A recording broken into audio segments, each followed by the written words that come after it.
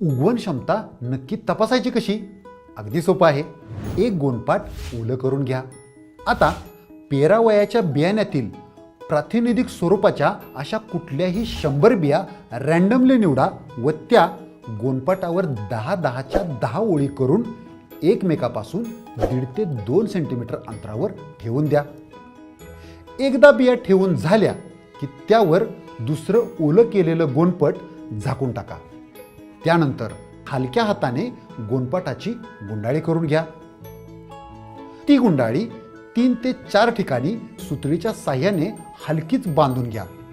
आता गोणपाटाची ही गुंडाळी पुढील 6 दिवस थंड ठिकाणी सावलीत अशीच ठेवायची आहे. ओलावा टिकून राहण्यासाठी त्यावर गरजेनुसार पाणी शिंपडून गोणपाट ओले ठेवा. 6 दिवसांनी ती गुंडाळी उघडून चांगले कोंब आलेले दाणे वेगळे करा व ते मोजा. किती टक्के दाण्यांना चांगले कोंब आलेले आहेत ते तपासा.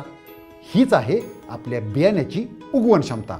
म्हणजे 100 पैकी जर 75 दाण्यांना चांगले कोंब आले असतील तर आपल्या बियाण्याची उगवण क्षमता झाली 75%.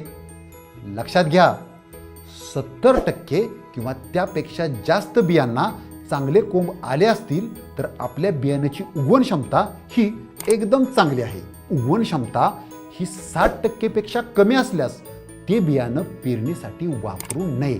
आलं लक्षात?